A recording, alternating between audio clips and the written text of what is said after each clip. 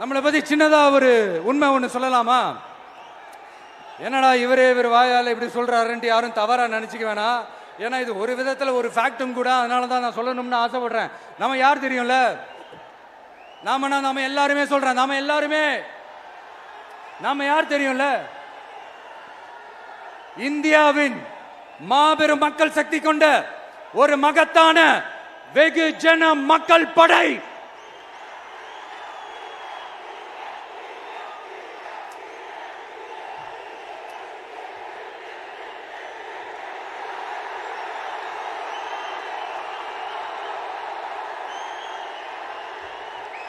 அதனால நம்ம தலைமையில நாம் அமைக்க போற இந்த உண்மையான மக்களாட்சிக்கான அச்சாரமாக மாபெரும் மக்கள் சக்தியை அணி அணியாக நம்மளோட திரண்டு நிக்கிறப்போ இந்த அடிமை கூட்டணியில சேர வேண்டிய அவசியம் நமக்கு இருக்குங்க. நம்மளுடைய இந்த கூட்டணி சுயமிழந்த கூட்டணியெல்லாம் இருக்காது, சுய மரியாதை கூட்டணியா தான் இருக்கும். இந்த ஒரு பக்கம் RSS கிட்ட அடிபணிஞ்சுக்கிட்டு, இன்னொரு பக்கம் மதச்சார்பற்ற கூட்டணின்னு இந்த மக்களை ஏமாத்துற கூட்டணியெல்லாம் நம்ம கூட்டணி இருக்காது.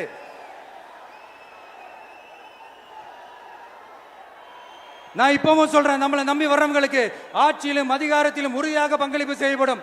உடனே இந்த கேள்விகள்லாம் வரும். அப்ப யாரு கூட்டணி, யாரு வரா, யாரு போறா, இந்த கேள்விகள்லாம் வரும். இந்த கேள்விகளுக்கெல்லாம் ஒரே ஒரு பதில் தான், சஸ்பென்ஸ்ல சஞ்சாரம் செய்யுங்க. ஆனா ஒண்ணு, 2026ல 2 பேருக்கு நடுவுல தான் போட்டியே.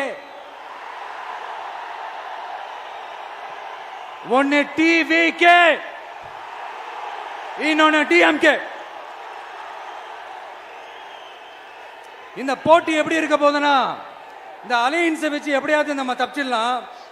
என்ன இந்த பழைய இந்த மேத்தமேட்டிக்ஸ், அரித்மேட்டிக்ஸ் இதெல்லாம் வச்சு எப்படியாவது நம்ம தப்பிச்சிடலாம் அப்படின்னு நினைக்கிறவங்களோட அந்த கனவு ஒரு நாளும் மைப்படாது. சரி, இப்ப நம்ம வேற ஒரு ஏரியாவுக்கு ஒன்று வருவோம். எதிர்காலம் வரும், என் கடமை வரும், இந்த கூட்டத்தின் ஆட்டத்தை ஒழிப்பேன்.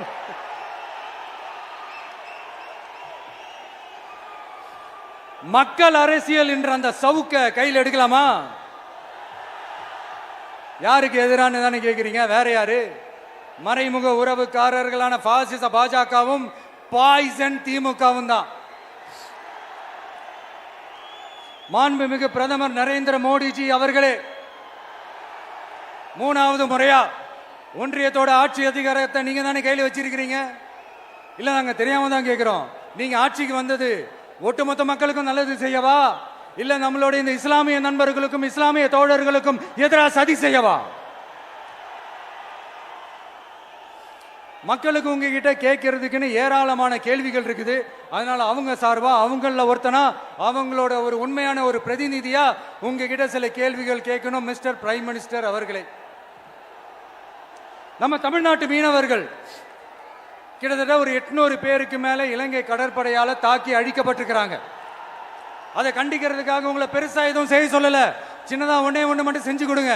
இனிமேலாச்சும் எங்களுடைய மீனவர்கள் பாதுகாப்பா இருக்கிறதுக்காக இந்த கச்சத்தீவை இலங்கை கிட்ட இருந்து மீட்டு கொடுத்துருங்க, அது போதும். உங்களுடைய இந்த முரட்டு பிடிவாதத்தால நீங்க நடத்துற இந்த நீட்டு தேர்வு, அதனால இங்க என்னென்ன நடக்குதுன்னு சொல்றதுக்கே மனசு வலிக்குது. அதனால அந்த நீட்டு தேர்வு தேவையில்லைன்னு அறிவிச்சிருங்க, அது போதும். செய்வீர்களா திரு நரேந்திரபாய் தாமோதர் மோடிஜி அவர்களே?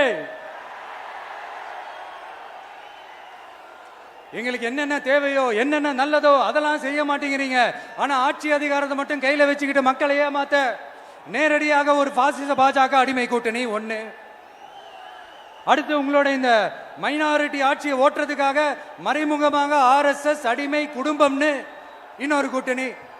இப்படி மக்கள் சக்தியே இல்லாத இந்த ஊழல் கட்சிகளை மிரட்டி அடிபணிய வச்சு 2029 வரைக்கும் சொகுசு பயணம் போயிடலாம்னு திட்டம் தீட்டி வச்சிருக்கிறீங்க. அதானே ஜி? என்ன ஜி? ஒண்ணு மட்டும் சொல்றேன், தெரிஞ்சுக்கங்க. என்னதான் நீங்க இந்த நேரடி மறைமுக கூட்டணி குட்டிகரணம் போட்டாலும் தாமரை இலையில தண்ணியே ஒட்டாது. தமிழக மக்கள் மட்டும் எப்படி ஒட்டுவாங்க?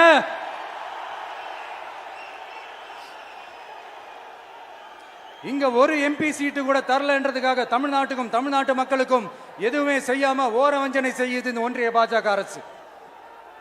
சங்கம் வச்சு தமிழ் வளர்த்த மண் இந்த மதுரை மண்.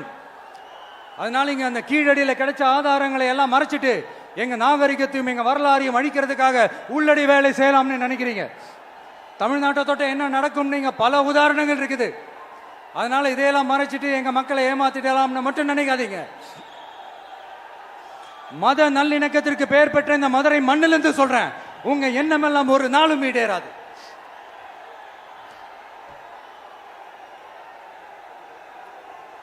எம்ஜிஆர்னா யார் தெரியும்ல? அவர் மாஸ்னா என்னன்னு தெரியும்ல? அவர் உயிரோடு இருக்கிற வரைக்கும் அந்த சிஎம் சீட்டை பத்தி ஒருத்தராலையும் நினைச்சு கூட பார்க்க முடியல, கனவு கூட காண முடியல.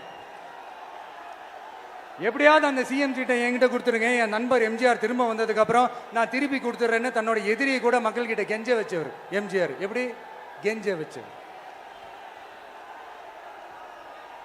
அதனால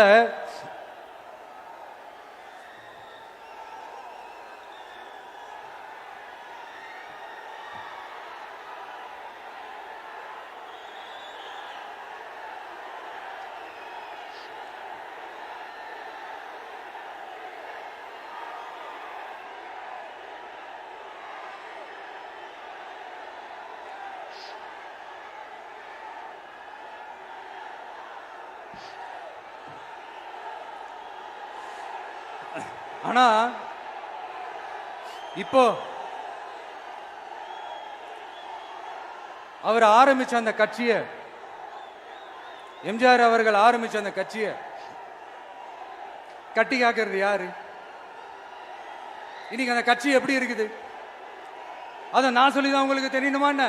அப்பாவி தொண்டர்கள் அதை வெளியில சொல்ல முடியாம வேதனையில தவிக்கிறாங்க.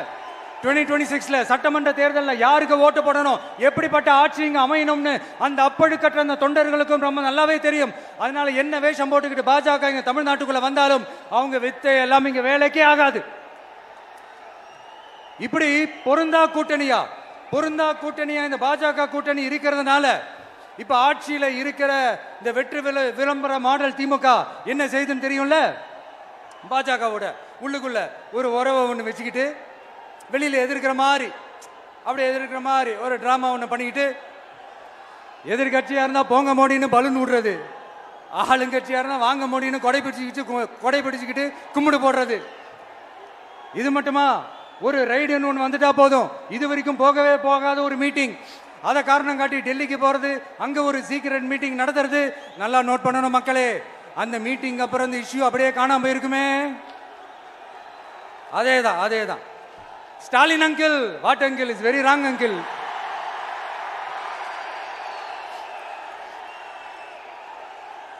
இப்படி தமிழ்நாட்டில் இப்ப நடக்கிற இந்த ஆட்சியினுடைய லட்சணத்தை பார்த்துக்கிட்டு நாம எப்படி சும்மா இருக்க முடியும்? ஒரு தவறு செய்தால், அதை தெரிந்து செய்தால், அவர் கபட நாடக மு.க. ஸ்டாலின் அங்கிளாகவே இருந்தாலும், அங்கிள் உங்களுக்கு மனசாட்சின்னு ஒன்று இருந்துச்சுன்னா நாங்க கேட்கிற கேள்விகளுக்கு மட்டும் கொஞ்சம் பதில் சொல்லுங்க அங்கிள்.